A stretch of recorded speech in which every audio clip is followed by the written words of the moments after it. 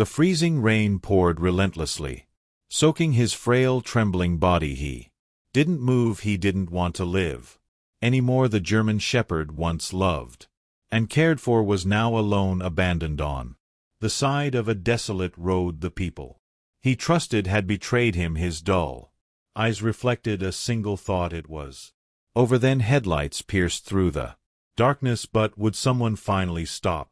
Or would it be just another indifferent soul leaving him to freeze and be forgotten? What happened next changed everything in the most unbelievable way.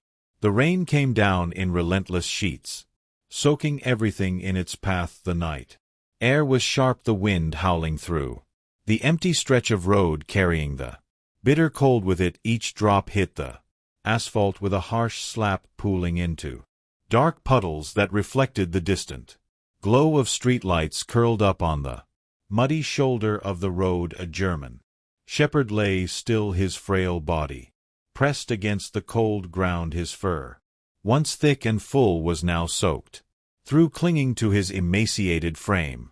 His ribs jutted out sharply beneath his patchy coat, his muscles too weak to carry him anymore. But he wasn't trying to move, not anymore. His amber eyes, once filled with life, had dulled. His ears, which once stood tall and alert, drooped lifelessly against his head. His breath came slow, uneven, barely visible in the freezing air. He had fought for as long as he could. He had chased after their car, paws skidding against the pavement, his lungs burning as he ran after them. His heart had pounded so hard in his chest, certain they had made a mistake, that if he could just reach them they would stop. But they never stopped. He had waited 4 hours, 4 days. Every car that passed made his ears flick, his head lift just slightly before falling again in disappointment. They weren't coming back. The hunger had come first, then the exhaustion, then the cold, and now he felt nothing at all. His body had given up before his heart did, but even that was fading now. The steady downpour continued to hammer against him, plastering his fur to his bony frame. The mud beneath him grew colder, seeping into his skin. His paws were stiff, unresponsive. He wasn't sure when he had last stood. A dim light flickered in the distance, headlights. Another car. He had stopped watching them go by. He had stopped hoping this one was no different. The tires splashed against the wet pavement, slowing down as they neared. The glow from the headlights spread over him, illuminating his thin, shaking form. Then something changed. The car didn't keep driving. It stopped. The low rumble of the engine vibrated through the night, idling. A door opened, footsteps crunched against the wet gravel. Slow, careful, a shadow moved toward him, hesitating before kneeling beside his body. Warm fingers pressed lightly against his ribs. A sharp intake of breath. Oh my God! The voice was soft, almost drowned out by the rain. Feminine, concerned. He barely reacted. A hand brushed over his head, moving damp fur away from his dull eyes. The touch was light, hesitant, but not cruel. The figure shifted, crouching lower. A jacket rustled. You poor thing. Warmth, something soft, draped over him. A coat heavy with body heat. The sudden contrast made his skin prickle, his muscles twitch involuntarily. Then gentle hands slid underneath him, lifting for a split second. A weak instinct flared in his mind. His body stiffened slightly, his breath hitched, but he was too weak to resist, too far gone to care. You're not dying here, the voice said again, firmer this time. Then, for the first time in days, he felt himself being carried. The motion rocked him, his head leaning against a warm shoulder. He barely noticed the rain anymore. A car door opened, the smell of leather, the faint scent of something familiar, something safe. The hands didn't let go. A soft towel was pressed around him, a barrier against the cold. The car door shut, enclosing them in warmth. The engine hummed softly as the car pulled away. For the first time since they had left him, he let his eyes close. For the first time he wasn't alone. The inside of the car was warm, but Emily's hands were ice cold as they gripped the steering wheel. The German Shepherd lay motionless in the passenger seat, wrapped in the thickest towel she had in the back of her car. Her heart pounded in her chest. She couldn't tell if he was breathing. The wipers worked furiously against the downpour, blurring the world outside. The highway stretched into the distance, dark and empty except for the occasional street lamp casting ghostly light over the rain-slick pavement. She stole a glance at the dog. His fur was drenched, clinging to his skeletal frame. His ribs stuck out so sharply that they cast faint shadows under the dim interior light. His paws were limp, caked in mud. He didn't even shiver. That scared her the most. She had seen dogs in bad shape before, neglect cases, strays too afraid to trust humans, but this was different. He wasn't fighting, he wasn't trying to live. Emily swallowed, forcing herself to breathe. "Come on, buddy," she murmured, tightening her grip on the wheel. "Stay with me." The road ahead curved and she pressed the gas a little harder. Her mind raced. She wasn't supposed to stop. Tonight she had been heading home after a long shift at the clinic. She had seen too many animals today. Some she saved, some she didn't. Her body ached with exhaustion, and she had promised herself she wouldn't take in another stray. But then she saw him curled up in the freezing mud, barely holding on, and suddenly nothing else mattered. The tire skidded slightly as she pulled into her driveway, the engine rumbling as she threw the car into park. The rain was still pouring, hammering against the roof of the car like impatient hands. She turned to the passenger seat. The dog still hadn't moved. Emily's chest tightened. Too late. She didn't let herself finish the thought. Instead she reached over and pressed 2 fingers gently against his chest. A heartbeat, weak, faint, but there. A sharp breath escaped her lips, and she moved fast. She flung the door open, racing to the other side. The moment she touched him, she could feel how cold he was. His body was like ice beneath the towel, his soaked fur offering no protection from the elements. Emily gritted her teeth. "You're going to be okay," she said, more to herself than him. She slid her arms under his frail body and lifted him, cradling him against her chest. He barely reacted.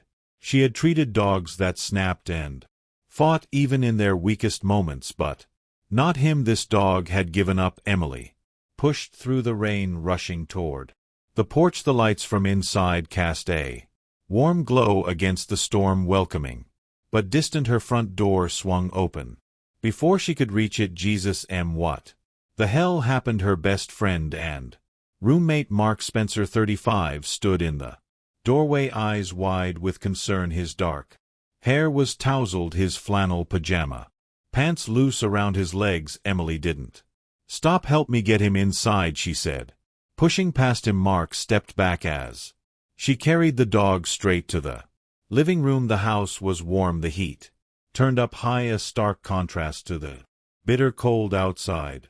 She gently placed the dog on a thick blanket in front of the fireplace. Mark crouched beside her, running a hand through his hair. "Is he even alive?" Emily ignored him, already moving. She grabbed another towel, pressing it against the dog's fur, trying to dry him off as best she could. His breathing was shallow, but it was there. "He's alive," she said more firmly than she felt. Mark exhaled, rubbing his face. "You're going to keep him, aren't you?" Emily didn't answer, not because she didn't know, but because she did. She had already made her choice. The fire crackled softly, casting a warm glow across the living room. The storm outside still raged, rain pelting against the windows, but inside the air was thick with stillness. Emily knelt beside the German Shepherd, watching his frail chest rise and fall in shallow breaths. She had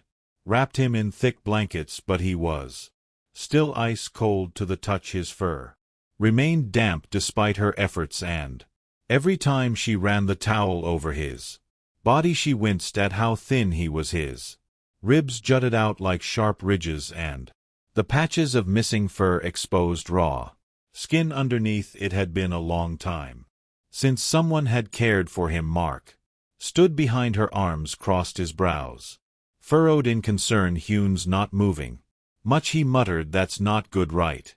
Emily didn't answer immediately. Instead, she pressed the back of her fingers gently against the side of the dog's face. His ears twitched slightly. That tiny movement sent relief through her chest. He's alive, she said. That's enough for now. Mark exhaled and ran a hand through his hair. Yeah, but for how long?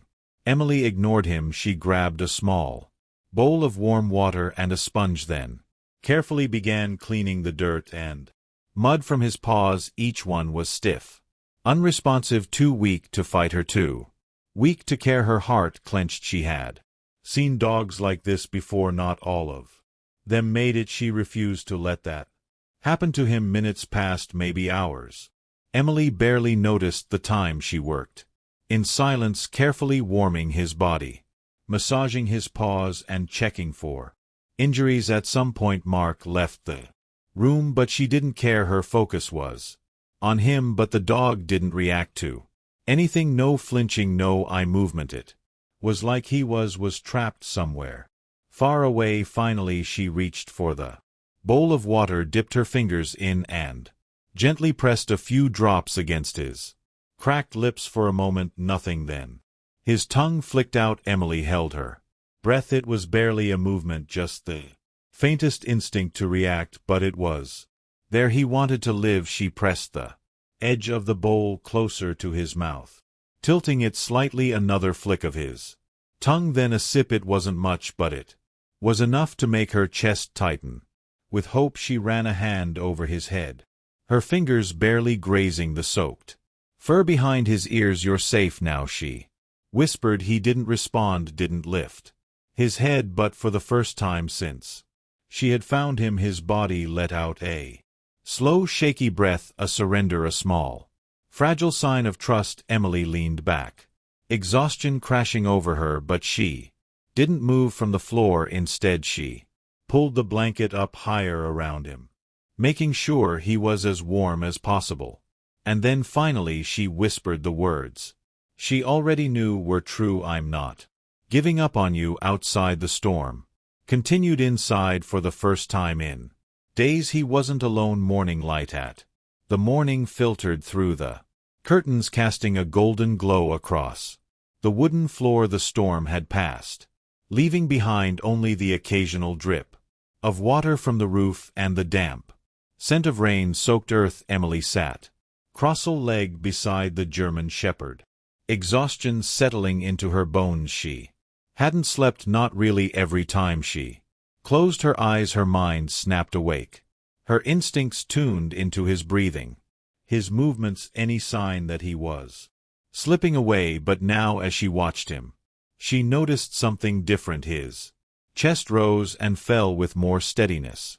His body, once curled up so tightly in self-defense, was a little looser beneath the blankets. His ears twitched at small sounds: Mark clinking a spoon in the kitchen, the soft hum of the refrigerator. He was still weak, still dangerously thin. But he was here. Emily exhaled, allowing herself a small moment of relief. Then a sound, soft, barely there, but real. She froze, her gaze snapped to the dog's face. He had made a sound. It wasn't a growl or a whimper, just a small, tired exhale, like a sigh. Her chest tightened. She wanted to believe it was a sign that he was acknowledging her presence, that he knew he wasn't alone anymore. Slowly, carefully, she reached out. Her fingers brushed against his forehead, moving toward his ear, and for the first time he flinched. It wasn't much, just the slightest jerk of his head, a twitch in his muscles, but it was the first time he had reacted to touch. Emily pulled her hand back, heart pounding. She knew what that meant. This wasn't just about neglect. This dog had been hurt before. Mark leaned against the kitchen doorway, a steaming mug in his hands. You're getting attached. Emily didn't turn to look at him. She already knew what she would see: his raised eyebrow, the knowing look in his eyes. Instead she focused on the dog. I'm not, she said. Mark snorted. Right, because Staying up all night with him was just casual curiosity. Emily sighed, rubbing a hand over her face. I can't leave him like this. Mark walked over, handing her the mug. She took it, feeling the warmth seep into her cold fingers. He's not the first rescue you've brought home, he said, and he won't be the last, but this one feels different. Emily swallowed. Because it was different, she could feel it's something about him, his silence, his exhaustion, the way he had just given up. It was haunting. She looked at the dog again, and that's when she saw it, a scar, faint but long, running just behind his shoulder blade. Emily frowned. She shifted slightly, careful not to startle him, and gently lifted the fur around it. It wasn't a fresh wound. It had been healed for a long time, but it was deep, too precise to be an accident. Emily's stomach twisted. This wasn't just a stray. This dog had a past, and someone somewhere had left a mark on him that wasn't just physical. The sun had fully risen by the time Emily stepped outside, pulling her coat tighter around her body. The air was crisp, the scent of damp earth lingering after the storm. The world felt new, like the night before had been washed away, but inside her chest something heavy remained. She glanced back at the house through the window. She could see the German shepherd lying on the blanket near the fireplace, his body still weak, but his breathing steady. The scar on his shoulder wouldn't leave her mind. She had seen scars before, old wounds, healed injuries, evidence of past pain, but this one had a precision to it. This wasn't an accident. Someone had hurt him. Emily clenched her jaw. She needed answers. Inside, the soft crackle of the fire filled the silence. The dog was awake, his eyes half open, watching her cautiously, not trusting, but not running either. Emily knelt beside him, careful to move slowly. Hey, buddy, she murmured, you hanging in there? He didn't react, but he was listening. She set a small bowl of soft food in front of him. It wasn't much, just something gentle for his stomach, but she didn't expect him to eat right away. For a moment he stared at it, then slowly his nose twitched. Emily held her breath, a single movement, a tiny instinct. Then he licked at the food, not a bite, not a meal, but a taste. It was the first time he had eaten anything since she found him. Her chest tightened. She didn't move, didn't speak. She just let him take his time. After a few moments he stopped, lifting his head again. His gaze met hers. Emily's breath caught. It was barely a glance, just a flick of his tired amber eyes before he looked away, but it was something. She swallowed against the sudden lump in her throat. She had been rescuing animals for years. She had seen dogs in worse conditions, had patched up broken bones and stitched up wounds, but this was different. This wasn't just a rescue. This was something deeper, something aching, and she was terrified of it. Mark sat across from her at the kitchen table, his coffee steaming in front of him. You think he belonged to someone? He asked, frowning. Emily nodded slowly. I'm sure of it. He has a scar. It's clean, almost surgical, and he's not reacting like a stray. Would he's waiting for something? Mark took a sip of his coffee, setting the mug down with a quiet thud. So what now? Emily rubbed her temples. I don't know. You're keeping him,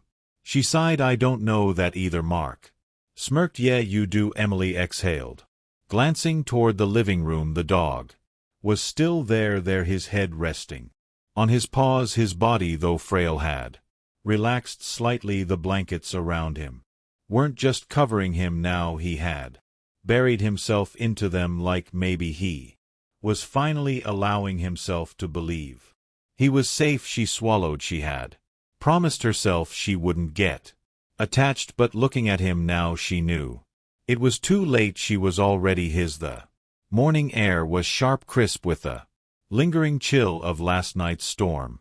The ground was still damp, the of wet earth heavy in the air. Emily stood at the edge of the porch, arms crossed against the cold, watching the German shepherd lying near the fireplace inside. For the first time since she had found He wasn't asleep, he was watching her. Not with fear, not with hesitation, just watching. It was enough. She took a breath. Come on, buddy, let's get some fresh air. It took time. At first he didn't want to move. His legs were still weak and every step seemed to take effort, but Emily didn't rush him. She stood beside him, waiting, and then slowly he followed her. She walked across the yard and he stayed at her side, not because she was leading him, because he chose to. Her heart clenched at the realization. They moved in silence, the soft crunch of damp leaves underfoot the only sound between them. The wind ruffled his fur and he lifted his nose slightly, as if drinking in the scent of the world he had been shut away from for so long. Then he stopped. Emily slowed, turning toward him. What is it? His ears twitched, then his head snapped up, his muscles went rigid. His eyes locked onto something beyond the trees. Emily's pulse quickened. Hey, what is it? But he wasn't listening. He took a step forward, then another, and then he bolted. Wait! Emily sprinted after him, her boots slipping against the damp ground. The dog moved with purpose, not hesitation, not panic. He knew where he was going. The realization sent a chill down her spine. She had seen him lost, she had seen him broken, but this wasn't random. He was going home. The trail opened onto a narrow road lined with trees still dripping from the storm. The German shepherd skidded to a stop, his chest heaving, his amber eyes locked on something in the distance. Emily followed his gaze and froze. A house not abandoned, not empty, and standing at the edge of the driveway, staring back at them with wide, disbelieving eyes. A man. Emily's breath caught. The dog didn't move, the man didn't move, and then Ranger. The word was barely a whisper, but the dog heard it. He heard it, and before Emily could even react, he ran straight toward him. Emily stood frozen, her heart hammering, as the German shepherd sprinted toward the man. He didn't hesitate, didn't look back, didn't pause to reconsider. He knew him, the man, mid-40s, tall, with short brown hair graying at the temples, dropped to his knees, his hands trembling, his breath curled in the cold air as his mouth opened, but no words came out. The dog crashed into him, not cautiously, not hesitantly, with everything he had left.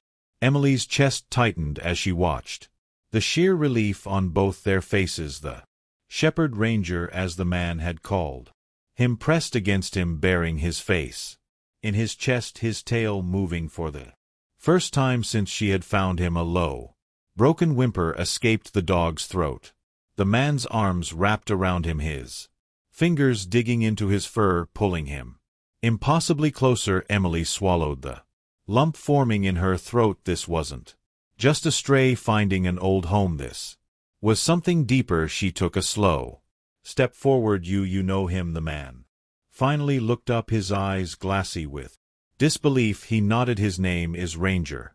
He was my dog. His voice cracked. I thought he was dead. Inside the man's house the warmth was immediate. The fireplace flickered, the scent of pine filling the air. Ranger lay on a thick rug, his eyes half closed but his body completely at ease. Emily sat across from the man. Daniel Carter. He went missing 4 years ago, he explained, his voice heavy. I was in an accident, a bad one. I was in the hospital for months. Emily nodded, letting him continue. When I finally got out, I went back home, but Ranger was gone. My neighbor said he had been looking for me, waiting, but one night there was a storm, and when I got back he had disappeared. Emily's stomach turned. He was waiting for you. Daniel exhaled sharply, running a hand over his face. I searched for him everywhere. I posted flyers, called shelters, but nothing. His eyes flickered toward the